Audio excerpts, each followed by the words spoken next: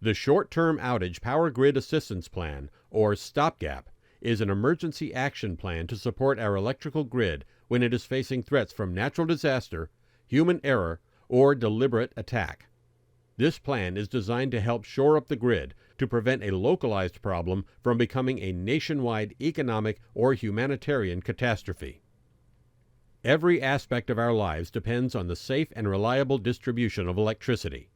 The power grid responsible for this task is vulnerable to a frightening array of disruptions, from localized substation failures to natural disasters to terrorism or acts of war.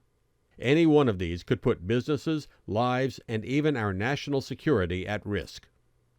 The power grid is a network of electrical generating facilities and the wires that carry electricity throughout the country and distribute it to customers. If one part of the grid suffers a weakness or failure, power from other parts of the grid can be diverted to support the damaged area until it can be returned to full function. The grid is divided into 6 regions across North America, which are administered and coordinated by the North American Electric Reliability Corporation, or NERC, whose mission is to ensure the reliability of the North American Bulk Power System, or BPS. The NERC is also responsible for assessing risks to the power grid and developing plans to reduce the risks and mitigate the effects of events. With this much coordination and concern, what could go wrong? The power grid is at risk from a variety of threats.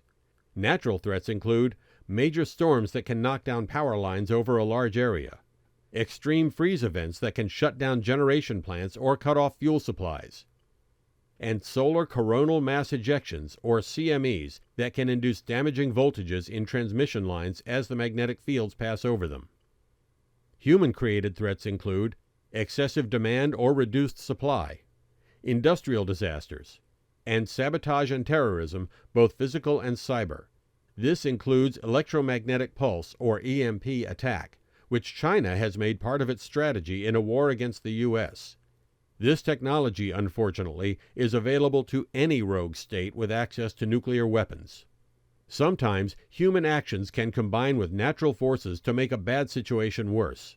In early 2021, Winter Storm Uri brought abnormal cold and snow to Texas.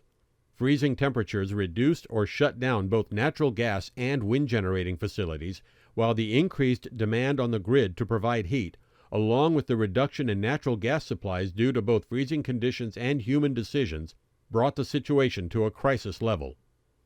Even a small disruption can lead to greater problems. The Great Northeast Blackout of 1965 was started by a single 230,000-volt breaker tripping near Ontario, Canada.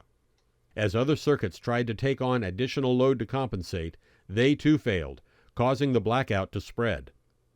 Eventually, 30 million people across 8 U.S. states and 2 Canadian provinces were affected.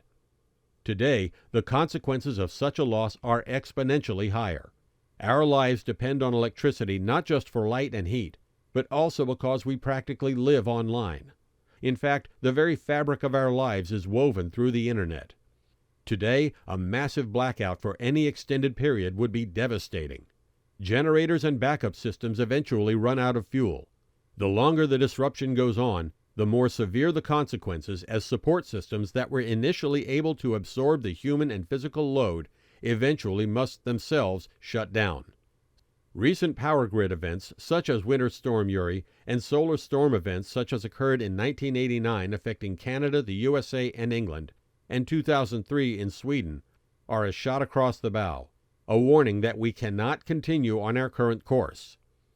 The NERC and other agencies are working to address known deficiencies and create a more robust, reliable, and secure power grid based on the likelihood and severity of threats. But what happens when the unthinkable occurs? What can we do to mitigate the effects of the next power grid failure?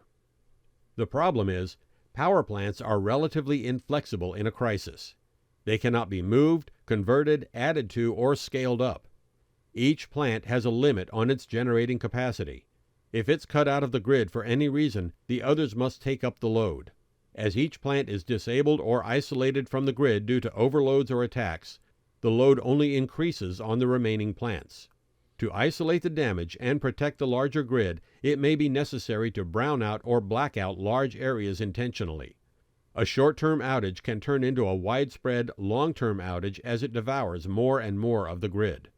What is needed is an emergency action plan that can supplement the grid when demands are anticipated and restore power to affected portions of the grid before the fatal cascade begins or before rolling blackouts become necessary. What is needed is the ability to inject power into the grid where it is needed on an emergency basis. Instead of distributing the problem to other parts of the grid, the effects could be mitigated at a local level until the cause of the problem is found and repaired. The solution exists now in the form of some of the largest portable generators available: diesel-electric locomotives and diesel-electric and steam turbine-driven ships. These common transportation solutions use diesel engines or steam turbines to power electric generators, which in turn drive the wheels or shafts that move them. Power outputs of up to 3,000 horsepower for locomotives and 17,000 horsepower for ships make it possible to position massive generators at optimal locations for injecting much-needed power into the grid during emergencies. For reference, 1 horsepower is equal to 746 watts, so a 17,000 horsepower ship could provide supplementary power on the order of 12.7 megawatts, enough to power more than 12,000 homes. A Ford-class nuclear aircraft carrier generates more than 200,000 horsepower, or 149.2 megawatts, enough to power nearly 150,000 homes. Connected at strategic port locations, these ships could provide a critical boost to a struggling power grid. In rural areas far from ports, diesel locomotives could be used to provide up to 2.2 megawatts each to help stabilize grids supplying nearby towns. STOPGAP would implement this solution by connecting ships to existing shore power connections at ports and by connecting locomotives into purpose-built step-down stations at rail spurs. These solutions would allow for emergency power to be injected into the grid within 12 hours of the plan being triggered.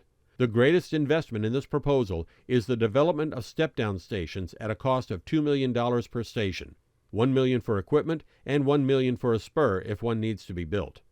The ships and locomotives used for generating emergency power are inherently resistant to EMP effects, whether natural or human-caused, because their metal construction forms a Faraday cage around the generating equipment. This cage absorbs the EMP and sends any induced voltage to ground before it reaches the critical components.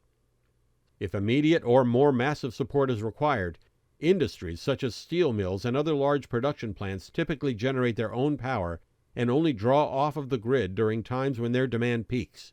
If called upon, they can also put their massive generation capability into the grid to support the effort. STOPGAP has the potential to save hundreds or even thousands of lives and save billions of dollars in the event of an outage or major threat. Because STOPGAP is an emergency plan, it needs to be coordinated and ready to go before it's needed. This will require cooperation between NERC and its regional corporations, power generating and distribution facilities, state authorities, owners of shipping and rail assets, the military, and many others whose work is needed before the unthinkable occurs.